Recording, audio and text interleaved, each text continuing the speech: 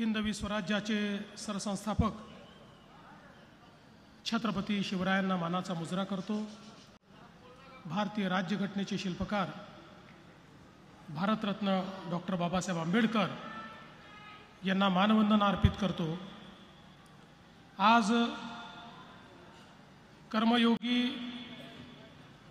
सुधाकर पंत परिचारक म्हणजे आपल्या सर्वांचे मोठे मालक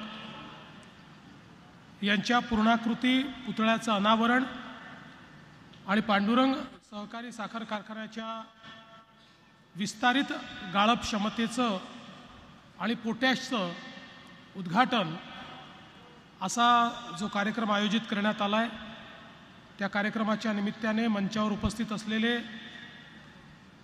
आपल्या जिल्ह्याचे पालकमंत्री आणि राज्याचे ग्रामविकास मंत्री माननीय श्री जयकुमार गोरेजी, माजी उपमुख्यमंत्री आणि मोठ्या मालकांचे अतिशय घनिष्ठ असे सहकारी माननीय श्री विजयसिंह दादा मोहिते पाटील, या ठिकाणी मंचावर उपस्थित असलेले आज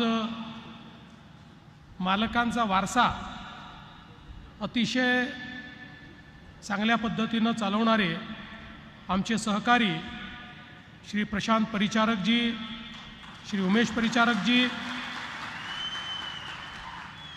खासदार धैर्यशील मोहिते पाटीलजी, माजी खासदार रणजितसिंह नाईक निंबाळकरजी, या ठिकाणी उपस्थित सन्मान्य राजन पाटीलजी, समाधान अवताडेजी, बाबासाहेब देशमुखजी, उत्तमराव जानकरजी, राजू खरेजी, रणजितसिंह मोहिते पाटीलजी, अभिजित पाटीलजी, नारायण पाटीलजी, त्याचप्रमाणे राजाभाऊ राऊत, रणजित शिंदे, शहाजी बापू पाटील, रामभाऊ सातपुते, रामजी साठे, धनाजी साठे, दीपकजी साळुंके, संजय मामा शिंदे, दत्तात्रय सावंत, चेतनसिंह केदार, मंचावरील सर्व मान्यवर आणि उपस्थित सर्व भगिनी आणि बंधूंनो, आज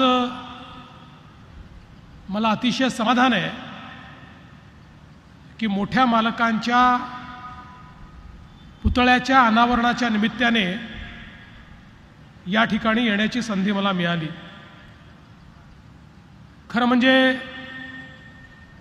मोठ्या मालकांसोबत विधानसभेतही काम करण्याची संधी मला मिळाली आणि त्यानंतर दीर्घकाळ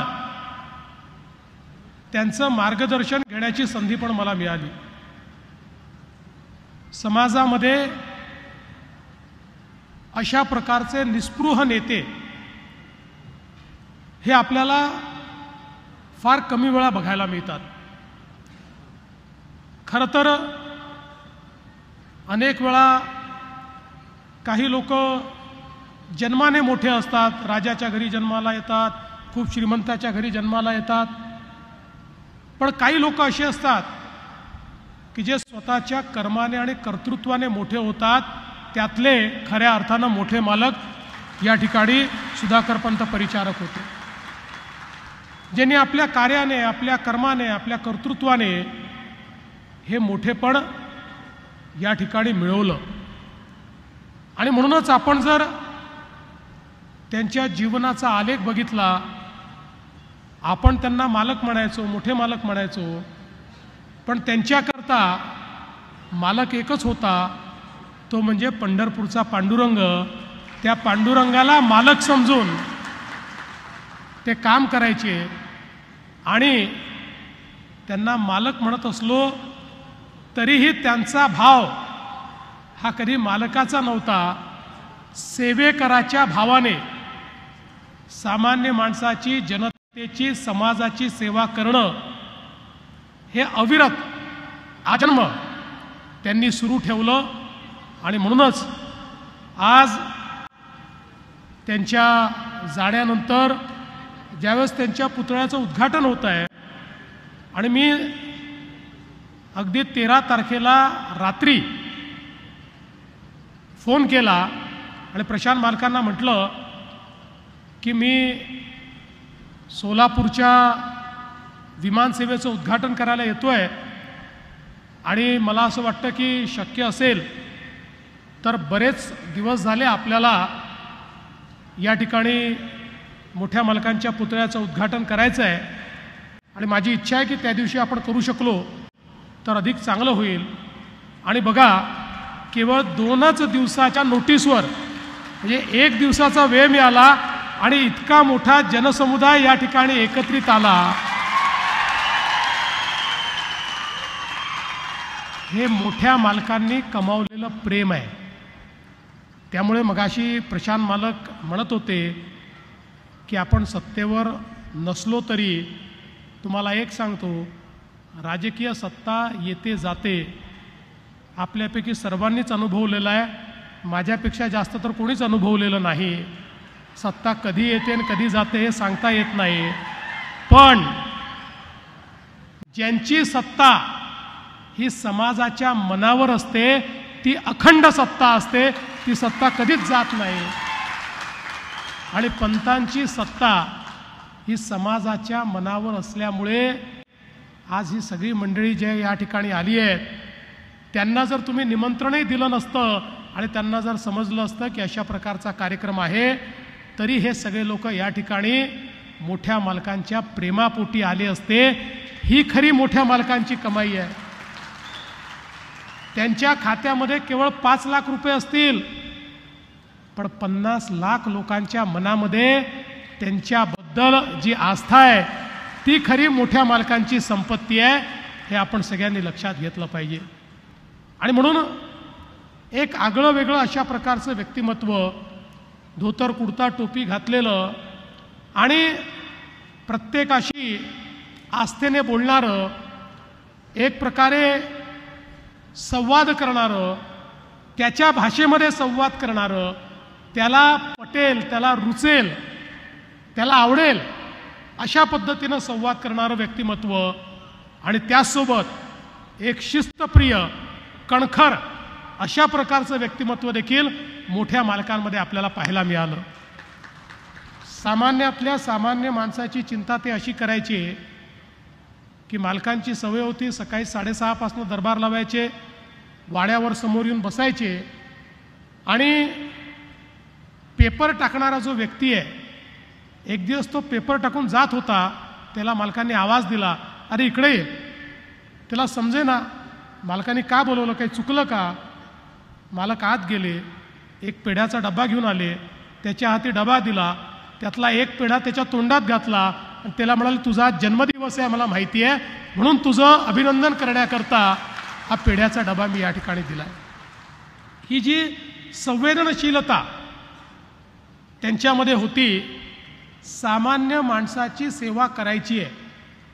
आज एवढ्या संस्था त्यांच्या माध्यमातून उभ्या झाल्या, त्या संस्थांना त्यांनी नेतृत्व दिलं आणि या सगळ्या संस्था उभ्या करत असताना त्यांच्यामध्ये एकच भाव होता की या कुठल्याच संस्थेचा मी मालक नाही आहे, मी विश्वस्त आहे, कोणाकरता तरी हे कार्य मी करतो आहे.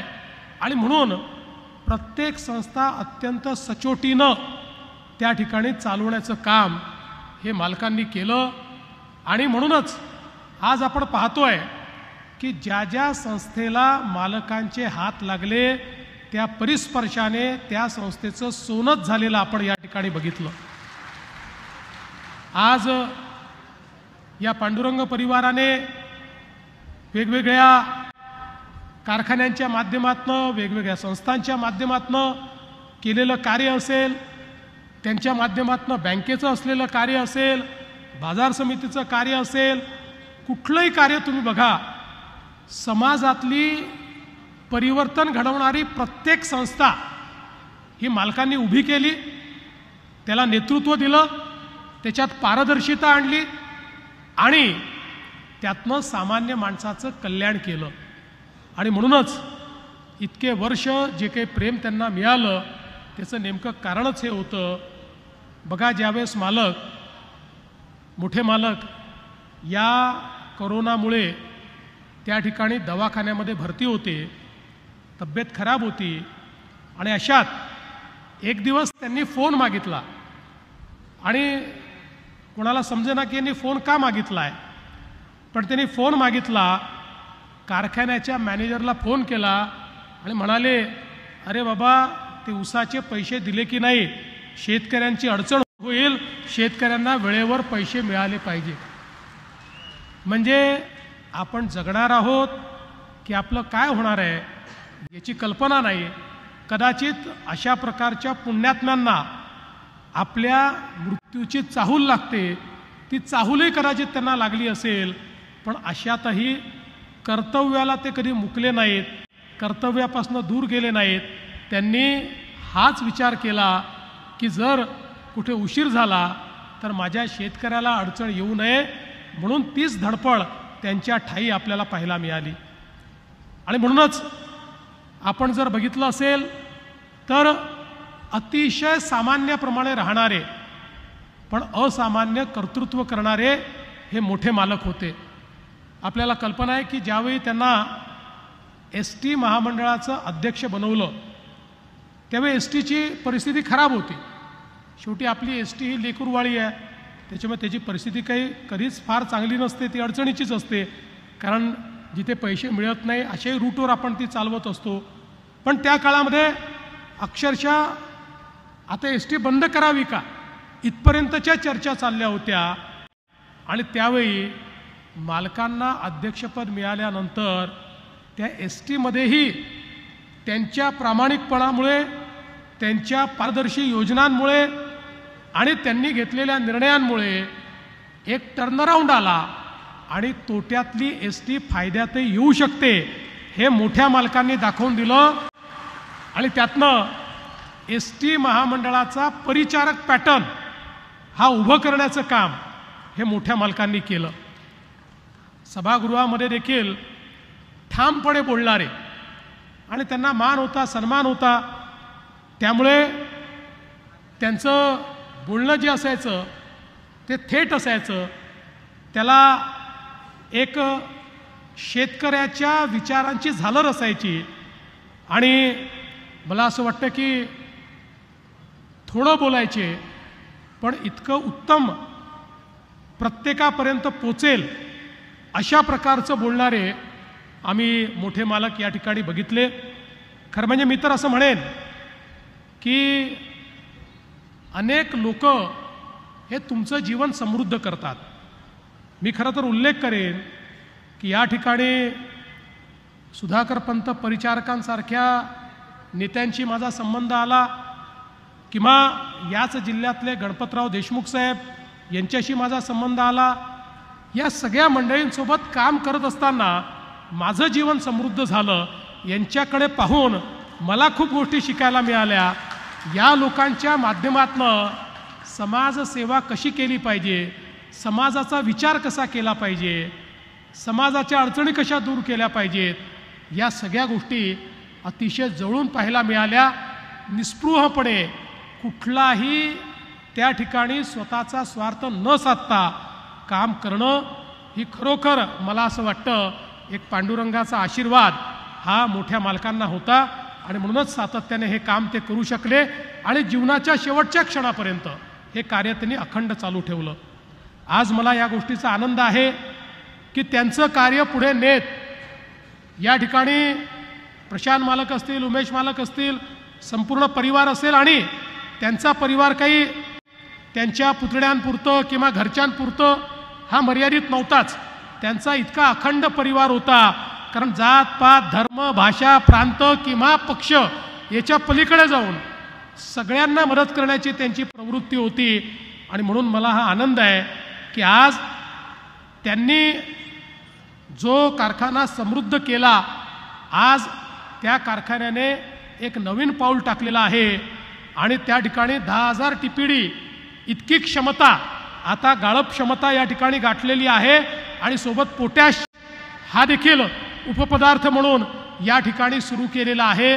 मी त्याबद्दल पांडुरंग परिवाराचं अतिशय मनापासून अभिनंदन करतो, कारण सातत्याने शेतकऱ्यांकरता नवनवीन प्रयोग करणे, शेतकऱ्यांना उचित FRP देणे, या सगळ्या गोष्टी या परिवाराने नित्यनेमाने केल्या आहेत. आता येताना मी मालकांना असं म्हटलं, प्रशांत मालकांना, की आता तुम्ही पोटॅशवर गेलात पण तुम्ही CBGवर गेलं पाहिजे. आता नुकतंच देशातला पहिला सहकारी साखर कारखान्यातला CBG प्लॅन्ट हा आपण त्या ठिकाणी माननीय अमित शाह साहेबांच्या हाताने सुरू केला कोल्ह्यांच्या कारखान्यामध्ये. आणि ज्याला आपण सर्क्युलर इकॉनॉमी म्हणतो, म्हणजे इथेनॉल तयार करत असताना जो स्पेंट वॉश आणि जी प्रेसमड तयार होते त्याचाही आता उपयोग करून तुम्ही त्या ठिकाणी मिथेन गॅस तयार करू शकता आणि त्या माध्यमातून तुम्ही CBG तयार करून त्या इंधनावर, अतिशय क्लीन इंधनावर गाड्या चालवू शकता, त्याच्यावर सर्व प्रकारचं काम करू शकता. म्हणजे आतापर्यंत ज्या गोष्टी टाकाऊ होत्या त्या सगळ्या गोष्टी आता कारखान्याच्या अर्थव्यवस्थेचा भाग बनू शकतायत. आणि म्हणून अशा प्रकारचा CBGचा प्लॅन्ट हा तुम्ही उभा केला पाहिजे असं मी त्यांना सांगितलं. ते हुशार आहेत. त्यांनी लगेच मला सांगितलं, म्हणाले मी अमित भाईंचं भाषण ऐकलं होतं आणि अमित भाईंनी सांगितलं होतं की देशामध्ये 15 कारखाने ते निवडणार आहेत की ज्याला CBG करता केंद्र सरकार प्रायोगिक स्तरावर त्या ठिकाणी मदत करणार आहे. आणि मग लगेच त्यांनी सांगितलं मग तुम्ही आता पांडुरंगलाही त्याच्यामध्ये सामील करून टाका. मी तुम्हाला निश्चितपणे किसान मालक या ठिकाणी आश्वस्त करतो की तुमचा वकील म्हणून, पांडुरंगचा वकील म्हणून तुमची केस घेऊन मी अमित भाईंकडे जाईल आणि त्यांना सांगेन की वर्षानुवर्ष अतिशय सचोटीने प्रामाणिकपणे चालणारा हा कारखाना आहे. त्यामुळे भारतात जे 15 कारखाने तुम्ही निवडणार आहेत त्यात आमच्या पांडुरंगचाही समावेश तुम्ही करा. अशा प्रकारची भूमिका ही निश्चितपणे त्या ठिकाणी मी मांडेन. आज खरं म्हणजे आपल्या मंचावर अनेक प्रमुख नेते उपस्थित आहेत आणि त्या सगळ्यांची भाषणं व्हायला पाहिजे होती, कारण सगळ्यांना मालकांबद्दल खूप प्रेम आहे. प्रत्येकाजवळ मोठ्या मालकांच्या खूप आठवणी आहेत. पण आजचा सगळा माझा कार्यक्रम बदलला, कारण आपल्याला माहिती आहे की गडचिरोलीमध्ये आज 61 माओवाद्यांनी आणि त्यातला जो सगळ्यात प्रमुख नेता आहे त्यांनी आत्मसमर्पण केलं आणि महाराष्ट्रातला माओवाद हा पूर्णपणे आज संपला. आणि त्याकरता मला अचानक तिकडे जावं लागल्यामुळे इकडे येताना उशीर झाला आणि मला सोलापूरहून पुन्हा विमान पकडायचं होतं आणि म्हणून हे सर्व नेते मंडळींची भाषणं ही आम्हाला कट करावी लागली आणि थेट माझं भाषण करावं लागलं. म्हणून आपल्या सर्वांचे, या सर्व नेत्यांचे मी पांडुरंग परिवाराच्या वतीनं मी त्यांची क्षमा मागतो. आणि आज हा अतिशय सुंदर कार्यक्रम आपण या ठिकाणी केला आहे.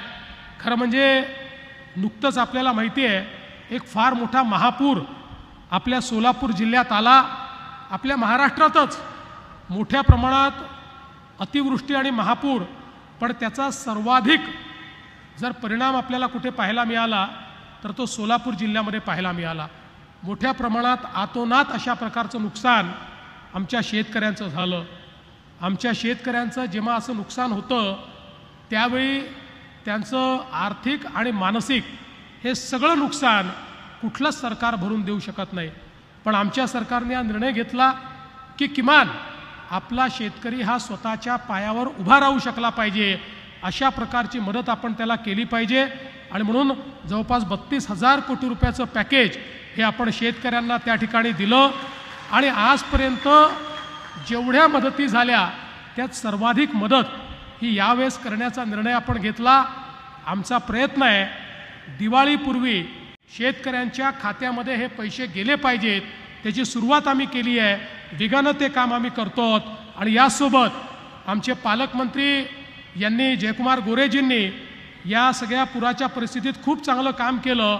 त्यांनी हा प्रयत्न केला आहे ज्या शेतकऱ्यांचं, ज्यांचं नुकसान झालेलं आहे त्यांच्या घरी या दिवाळीच्या निमित्ताने दिवाळीचा सगळा शिधा असेल, आमच्या बहिणींकरता भेटवस्तू असतील, त्याही पोचवण्याचा आपला प्रयत्न आहे. आणि पुन्हा एकदा आपला शेतकरी स्वतःच्या पायावर उभा राहायला पाहिजे, याकरता पूर्ण ताकद आपण लावतो. आणि मला आनंद आहे की हा महाराष्ट्र कसा आहे बघा, सरकारने काम सुरू केलं तर अख्खा महाराष्ट्र सरकारच्या पाठीशी उभा राहिला. अनेक लोकांनी आपापल्या परीनं त्या ठिकाणी जी मदत करता येईल ती मदत केली. आत्ताच पांडुरंग परिवाराने 1 कोटी रुपये हे मुख्यमंत्री सहायता निधीला दिले. आता या मंचावरच अनेक चेक मला या ठिकाणी मिळाले आणि मी तुम्हाला सांगतो मला इतका आनंद आहे। अनेक वेळा लहान लहान माणसांचं मोठेपण आपल्याला पाहायला मिळतं। अशा पद्धतीनं आमच्या शेतकऱ्यावर संकट आल्यानंतर आमच्या पुण्यातला एक चहावाला यांनी 1.5 लाख रुपये चहा विकून जमा केले होते, ते पूरग्रस्त निधीकरता त्या ठिकाणी दिले। अगदी लहान लहान मुलांनी आपल्या गुल्लकीत केलेले पैसे त्या ठिकाणी दिले। एक अतिशय म्हातारे आजोबा त्यांनी पेन्शनचे पैसे त्या ठिकाणी दिले।